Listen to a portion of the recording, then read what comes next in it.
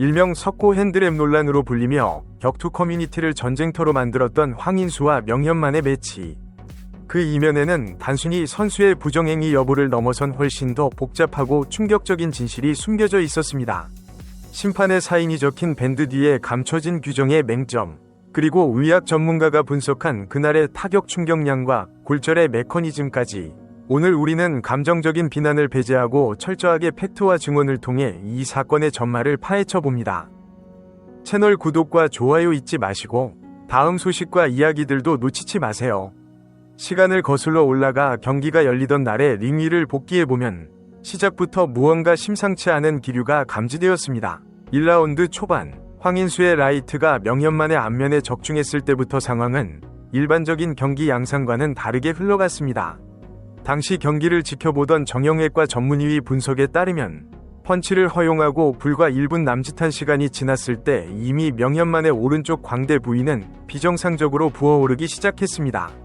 통상적인 타박상으로 인한 부종이 서서히 진행되는 것과 달리 이는 안화 주변의 뼈가 골절되면서 내부 출혈이 급격하게 발생했을 때 나타나는 전형적인 증상이었고, 의학적인 관점에서 보았을 때 이미 이때부터 명현만은 정상적인 시야를 확보하기 불가능했을 것이라는 소견이 지배적이었습니다.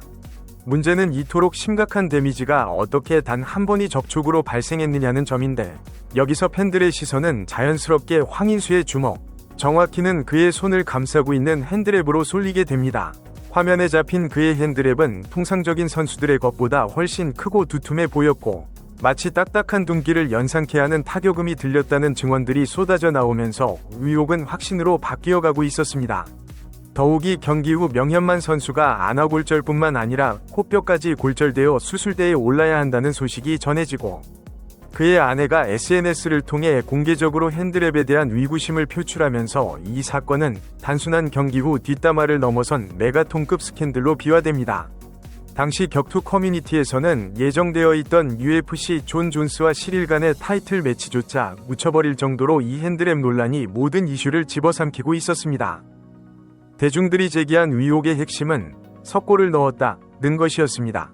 과거 복싱 역사에서 악명을 떨쳤던 안토니오 마가리토 사건처럼 붕대 안에 석고 가루나 경화제를 발라 주먹을 돌덩이처럼 만들었다는 주장이었습니다. 하지만 로드FC 측의 공식 확인 결과 황인수의 핸드랩에는 경기 전 인스펙터, 검사관가 확인하고 서명한 사인이 분명히 남아있었습니다. 즉, 몰래 이물질을 삽입하거나 규정을 어기고 붕대를 바꿔치기 한 흔적은 없었다는 것이 팩트로 밝혀졌습니다. 그렇다면 아무 문제가 없는 것일까요? 여기서부터 사건은 예상치 못한 방향으로 흘러갑니다. 불법적인 석고는 없었지만 석고만큼 단단해지는 테이핑은 존재했기 때문입니다. 논란의 중심은 핸드랩을 감는 방식, 즉 테이핑이 허용 범위로 옮겨 붙었습니다. 전문의들의 소견에 따르면 우리가 흔히 사용하는 의료용 테이프, 일명 면 플라스터라 불리는 재질은 한 겹일 때는 부드럽지만 여러 겹을 겹쳐서 너클 파트, 정권에 두껍게 붙이게 되면 그 강도가 상상을 초월할 정도로 단단해진다고 합니다. 황인수 선수가 사용한 핸드랩 방식이 바로 이 점을 극대화한 것이 아니냐는 지적이 제기된 것입니다. 실제로 황인수 선수가 과거 방송에서 보여준 자신의 핸드랩은 툭툭 쳤을 때 둔탁하고 딱딱한 소리가 날 정도로 경화되어 있었는데, 이는 고무 성분과 접착제가 포함된 테이프를 여러 겹 덧대어 만들었기에 가능한 일이었습니다. 이 지점에서 논란은 황인수가 반칙을 했느냐에서 로드FC의 규정이 과연 안전한가로 확장됩니다.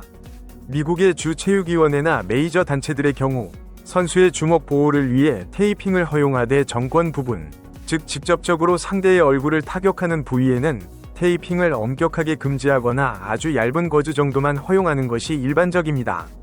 테이프가 겹쳐져서 흉기가 되는 것을 막기 위한 안전장치인 셈입니다. 하지만 로드FC의 규정은 달랐습니다. 논란이 커지자 로드FC 정문홍 대표는 해명 영상을 통해 규정을 공개했는데, 이 영상이 오히려 불난집에 기름을 붓는 격이 되고 말았습니다. 공개된 규정에 따르면 한 손마다 너비 1인치의 수술용 테이프를 10피트, 약 3m 이하로 제한한다고 명시되어 있었는데, 이를 역으로 해석하면 길이 제한만 지킨다면 정권 부위에 테이프를 칭칭 감아도 규정 위반이 아니라는 뜻이 되기 때문입니다. 즉, 황인수 선수는 룰을 어긴 비겁한 파이터가 아니라 룰이 허용하는 범위 내에서 자신에게 가장 유리하고 강력한 무기를 만들어낸 영리한 승부사였던 것입니다. 하지만 팬들과 전문가들은 이것이 규정 준수일지는 몰라도 스포츠맨십과 선수 보호 차원에서는 치명적인 결함이라고 입을 모았습니다.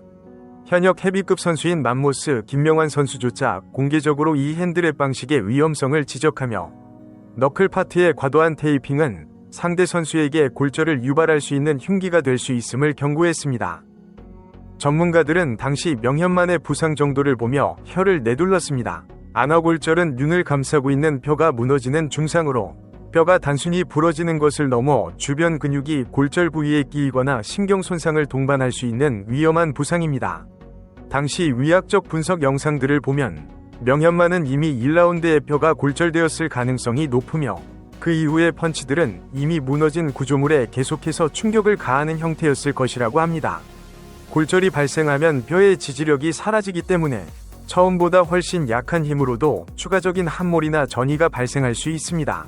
그런데 그 상태에서 석고처럼 단단하게 굳은 테이핑 주먹이 계속해서 안면을 강타했다고 상상해 보십시오.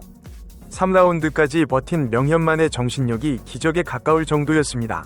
정형외과 전문의 역시 안아뼈는 종이장처럼 얇아서 맨주먹으로도 골절이 될 수 있지만 접착력이 강한 테이프를 여러 겹 붙여 단단해진 주먹은 그 위험성을 배가시킨다고 지적했습니다. 황인수 선수가 일부러 상대를 다치게 하려 했던 것은 아닐지라도 당시의 핸드랩 규정이 낳은 결과물은 상대 선수에게 돌이킬 수 없는 신체적 데미지를 입힐 수 있는 잠재적 위험성을 내포하고 있었던 것입니다. 결국 이 사건은 석고를 썼다는 음모론으로 시작했지만 합법적인 규정 안에서 얼마나 위험한 무기가 만들어질 수 있는가라는 제도적 허점을 드러내며 마무리되었습니다. 로드 FC 측의 해명은 그들이 규정을 어기지 않았음을 증명했지만 동시에 그 규정이 글로벌 스탠다드와 비교했을 때 선수의 안전을 충분히 담보하지 못하고 있다는 비판을 피할 수 없게 만들었습니다. 격투기는 본질적으로 상대를 타격하여 쓰러뜨리는 스포츠이지만 그 타격이 공정한 경쟁의 도구인 주먹에 의한 것이어야지 규정의 틈새를 파고든 가공된 흉기에 의한 것이어서는 안 된다는 팬들의 목소리가 높아졌습니다. 이 사건 이후 국내 격투기 단체들의 핸드랩 규정에 대한 재검토 요구가 빗발쳤고 많은 선수와 관계자들도 핸드랩이 단순히 주먹을 보호하는 용도를 넘어 공격력을 강화하는 수단으로 변질되는 것을 경계해야 한다는 자성의 목소리를 내기 시작했습니다. 명현만 선수는 비록 끔찍한 부상을 입고 패배했지만 그의 부러진 안아뼈가 역설적으로 한국 격투기의 안전불감증에 경종을 울린 셈이 되었습니다. 결국 이번 논란은 특정 선수의 도덕성을 비난하고 끝낼 문제가 아니었습니다. 승리를 위해서라면 규정이 허용하는 모든 수단을 동원하는 것이 프로의 세계라지만 그 수단이 동업자인 상대 선수의 선수 생명을 위협할 정도라면 그 규정은 수정되어야 마땅합니다. 황인수와 명현만의 경기는 우리에게 승패보다 더 중요한 것이 무엇인지를 뼈아프게 상기시켜 주었습니다. 링 위에서의 공정함은 단순히 심판의 눈을 속이지 않는 것을 넘어 서로가 대등한 조건의 신체로 맞붙는다는 믿음에서 시작되는 것이니까요.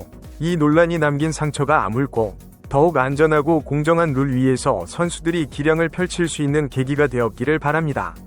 여러분은 규정 내에서의 최선의 무장과 선수 보호라는 가치 사이에서 이 사건을 어떻게 바라보고 계신가요? 지금까지 격투기의 이면을 파헤치는 뉴스였습니다.